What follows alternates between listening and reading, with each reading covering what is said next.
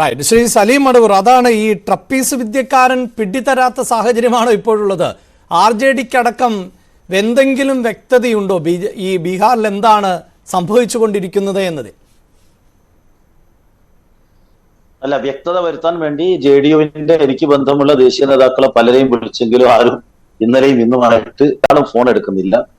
സാധാരണ സംസാരിക്കുന്ന ആളുകളൊന്നും ഒരു വ്യക്തത തരുന്നില്ല എന്നുള്ളത് യാഥാർത്ഥ്യമാണ്. അപ്പോൾ പിന്നെ ഇത് എന്തായാലും JDUവിന്റെ നിലപാട് ഇതൊക്കെ വെറും അഭ്യൂഹമാണ് എന്നൊക്കെയാണ് സംസ്ഥാന അധ്യക്ഷൻ ഉമേഷ് കുശ്വാഹ പറയുന്നത്. അതായത് ഞങ്ങൾ ഈ മാധ്യമ പ്രവർത്തകരാണ് ഇത്തരത്തിലെ അഭ്യൂഹങ്ങളും കെട്ടുകഥകളും ഒക്കെ രൂപീകരിക്കുന്നതും തള്ളിവിടുന്നതുമെന്നാണ്. താങ്കൾ അതെന്തായാലും നിഷേധിക്കുകയാണ്. അല്ല നിതീഷ് കുമാറിന്റെ സ്വഭാവം വെച്ച് നോക്കുന്ന സമയത്ത് അദ്ദേഹം പാർട്ടിയുടെ ദേശീയ അധ്യക്ഷ സ്ഥാനം ഏറ്റെടുത്തപ്പോഴൊക്കെ തന്നെ മുന്നണി മാറ്റം ഉണ്ടായിട്ടുണ്ട്. നേരത്തെ അദ്ദേഹം ശരത് യാദവിനെ മാറ്റി പാർട്ടിയുടെ ദേശീയ പ്രസിഡന്റ് സ്ഥാനം ഏറ്റെടുത്തുകൊണ്ടാണ് പാർട്ടിയെ കൈപ്പിടിയിൽ വെച്ചുകൊണ്ടാണ് അദ്ദേഹം NDAയിലേക്ക് മാറിയിരുന്നത്. ബീഹാറിലെ 2016 ഉജ്ജ്വലമായ വിജയത്തിന്, മഹാഗാഠ്ബന്ധന്റെ വിജയത്തിന് ശേഷം അദ്ദേഹം ദേശീയ പ്രസിഡന്റ് സ്ഥാനം ഏറ്റെടുത്തു.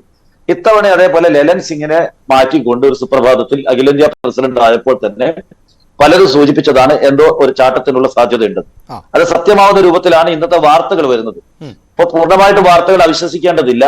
ഇതിനുള്ള സാധ്യത, കാരണം മാറ്റമില്ലെങ്കിൽ അത് വ്യക്തമാക്കാനുള്ള ഉത്തരവാദിത്വം അദ്ദേഹത്തിനുണ്ടല്ലോ. പക്ഷെ ഈ നിതീഷ് കുമാർ മുന്നണി മാറ്റത്തിന് കോൺഗ്രസിന് വലിയൊരു ഉത്തരവാദിത്തം.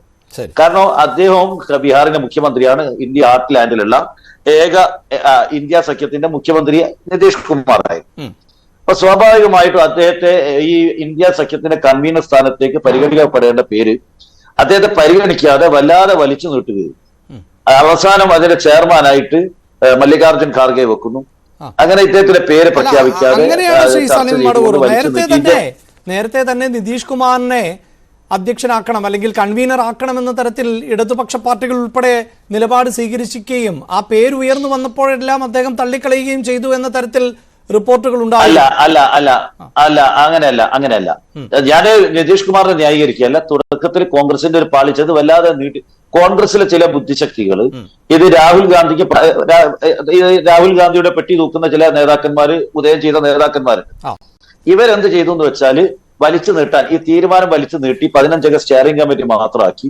അപ്പൊ നിതീഷ് കുമാറിനെ പ്രഖ്യാപിക്കേണ്ട സമയത്ത് അതിന്റെ കൺവീനർ ആക്കിക്കൊണ്ട് പ്രവർത്തനം തുടങ്ങുന്നതിന് പകരം അത് വലിച്ചു നീട്ടി നിതീഷ് കുമാറിനെ കൺവീനർ ആക്കിയാൽ നാളെ രാഹുൽ ഗാന്ധിക്ക് പ്രധാനമന്ത്രി പദം കിട്ടുന്നതിന് തടസ്സമാകുമെന്ന് മന്ത്രിച്ച് അങ്ങനെ വൈകിപ്പിച്ചു എന്നാണ് ഞാൻ ധരിക്കുന്നത്.